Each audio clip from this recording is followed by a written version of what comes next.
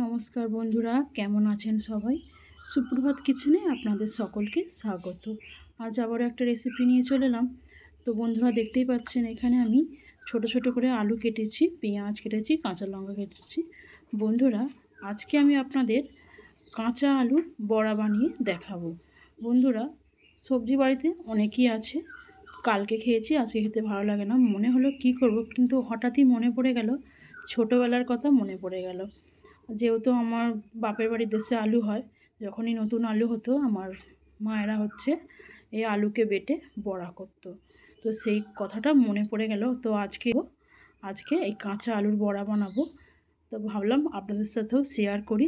তো প্রথম থেকে লাস্ট পর্যন্ত ভিডিওটা বন্ধুরা দেখার অনুরোধ রইল। তো চলুন, প্রথমে আমি এই আলুটাকে মিক্সিতে বেটে নেব। তখন শিলে বাটতো, আমি মিক্সিতে বেটে, এতে একটুখানি আমি আদার টুকরো দিয়ে দিয়েছি। চলুন এটা আগে আমি মিক্সিতে বেটে নিই। দেখুন বন্ধুরা, এখানে আমি এটাকে পেস্ট বানিয়ে নিয়েছি। এবার এতে এক এক করে সব উপকরণ আমি দিয়ে দেবো।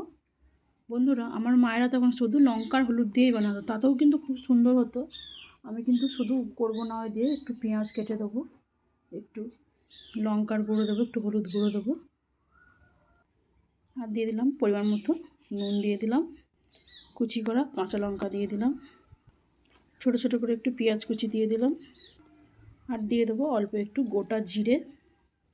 এবার আমি ভালো করে মেখে নেব। এটা কোনো ফাটার কোনো দরকার নেই, শুধু এমনি মিক্স করিয়ে নিলেই হবে। যেহেতু আমি হাতে করেই ছাড়বো, তাই হাত দিয়ে মিক্স করিয়ে নিলাম। দেখুন বন্ধুরা, এটা মাখা হয়ে গেছে। চলুন এবার ভেজে নেওয়া যাক। তো চলুন বন্ধুরা, কড়াইতে একটা আমি প্যান বসিয়ে দিয়েছি, দিয়ে দেবো তেল। এটা ভাজতে কিন্তু বেশি তেল লাগে না। এবার দেখুন বন্ধুরা, আমি বড়াগুলো একটা একটা করে ছেড়ে দেবো।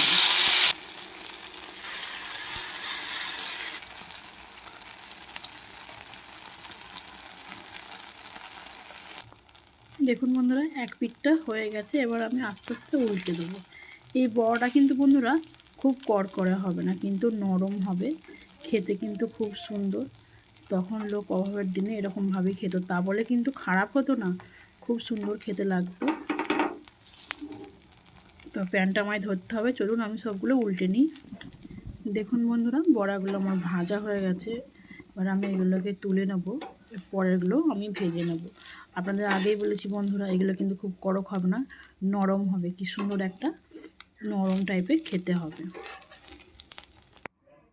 আবারও আমি দিয়ে দেবো।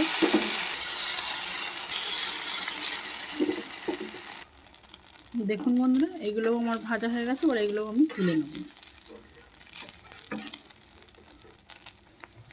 দেখুন বন্ধুরা, এখানে আমার বড়াগুলো, কাঁচা আলুর বড়াগুলো সব ভাজা হয়ে গেছে। তো বন্ধুরা, আমি ভিডিওটি এখানেই শেষ করব। তো শেষ করার আগে বলবো বন্ধুরা, আমার এই কাঁচা আলুর বড়া যদি আপনাদের রেসিপিটা যদি ভালো লাগে, আমার চ্যানেলটাকে সাবস্ক্রাইব করবেন, লাইক করবেন, কমেন্টস করবেন, শেয়ার করবেন বন্ধুদের সাথে। তো বন্ধুরা, একবার হলেও বাড়িতে ট্রাই করে দেখবেন, কিন্তু খেতে কিন্তু খুব ভালো হয়। নতুন জিনিস, নতুন ব্যাপার আমরাও দেখলে করে খেয়ে দেখি কীরকম লাগছে। তো আপনারাও একবার ট্রাই করবেন, খুব সুন্দর লাগে। তো ভিডিওটা আমি এখানেই শেষ করব। যারা আমার চ্যানেল নতুন দেখছে, আমার চ্যানেলটাকে সাবস্ক্রাইব করে রাখবেন, পরবর্তী ভিডিওগুলো তাহলে দেখতে পাবেন। তো চলুন বন্ধুরা, ভিডিওটা আমি এখানেই শেষ করলাম। ধন্যবাদ।